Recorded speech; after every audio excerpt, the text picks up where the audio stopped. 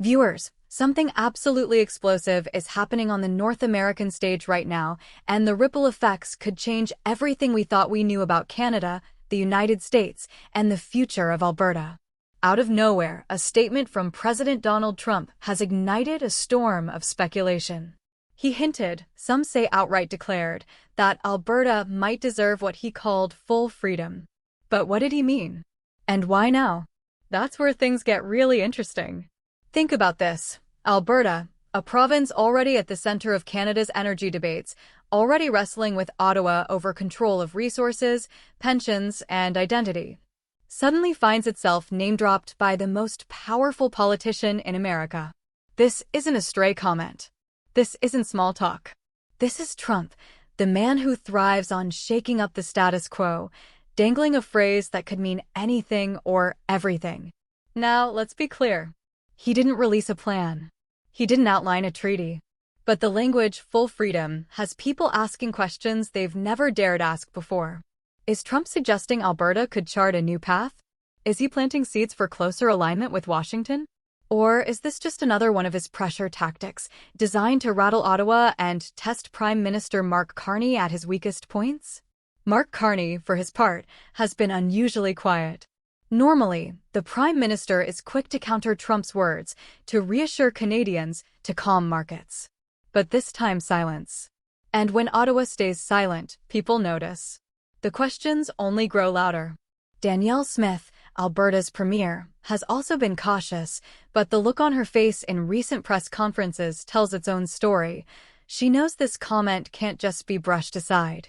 Alberta's long-standing frustrations with Confederation suddenly have a megaphone far louder than anything Canada has ever seen before.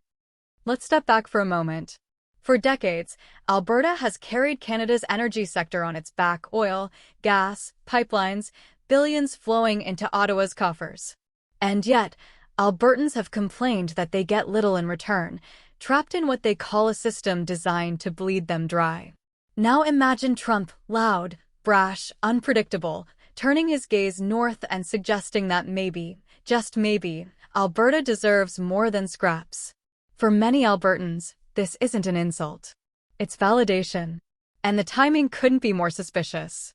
The border disputes, the constant trade bickering, the fights over carbon taxes and pipelines, Ottawa's attempts to centralize green energy policy while Alberta demands its right to exploit its resources. All of it has created a climate of tension so thick you could cut it with a knife. And then comes Trump, casually tossing a grenade into the middle of it all with two words: full freedom. So, what could full freedom actually mean? Some analysts say he's hinting at Alberta breaking away, a path toward sovereignty. Others whisper about statehood, a radical notion that Alberta could someday align itself directly with the United States. Still others insist this is nothing more than Trump trying to spook Mark Carney, to force Ottawa to bend in trade negotiations. But here's the thing, Trump rarely says something without knowing the effect it will have. And the effect here has been seismic. Across Alberta, people are buzzing. Social media lit up instantly. Hashtags calling for Alberta independence trended within hours. Old debates about separation, once fringe, once dismissed, are suddenly mainstream again. People are posting polls, conducting town halls, asking the forbidden question: what if Alberta actually left? And what would full freedom look like under Trump's shadow? Meanwhile, in Ottawa, the political class is panicking. Carney's team has been holding emergency meetings, trying to figure out how to contain the fallout. Do they ignore it and risk letting Trump's words fester in the public imagination? Or do they strike back and risk confirming to Canadians that something bigger is happening? So far, the government has chosen silence. But silence is dangerous. It creates a vacuum. And Trump is more than happy to fill vacuums with his own narrative. And then there's Danielle Smith. For years, she's walked a careful line, championing Alberta's right to autonomy while avoiding the outright separation word. But this new twist changes everything. Trump's words give her leverage. If she pushes back against Ottawa now, she's no longer just another provincial premier. She's the leader of a province with the attention of the U.S. president. And that, my friends, shifts the balance of power dramatically. Now, think about the stakes. If Alberta were to even flirt with the idea of separation, Ottawa would be forced to fight tooth and nail to hold the country together. Billions in pensions. Billions in energy wealth. Billions in trade. Alberta's departure would be nothing short of catastrophic for Canada's economy. And here's the kicker, Trump knows this. Which means his words might not be a slip of the tongue at all. They might be a deliberate strategy, designed to destabilize Carney's government at the precise moment when Canada is struggling to project strength. And let's not forget history. Trump has always admired strong, rebellious regions. He has always had a soft spot for those who challenge central authority. And Alberta, with its fiery independence and long-standing grievances, fits perfectly into his narrative. To Trump's base, Alberta looks like the Texas of the North, rich in oil, defiant in spirit, eager to stand against elite globalist control.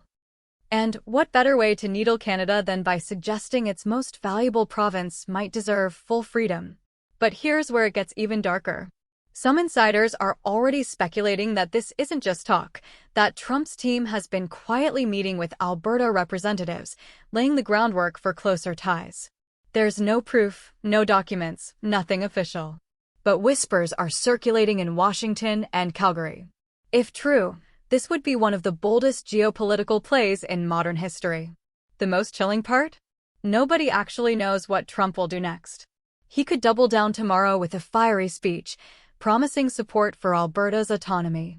Or he could stay silent, letting the speculation spiral until it takes on a life of its own. Either way, the damage is done. The idea has been planted. And once an idea like this enters the public mind, it rarely disappears. So, viewers, we are standing on the edge of something massive. Will Alberta seize this moment? Will Ottawa finally wake up to the depth of Western alienation? Or will Trump escalate this into a full-blown crisis between two allies? No one can say for sure. But one thing is crystal clear, those two words, full freedom, have already changed the game. And the fallout is only just beginning.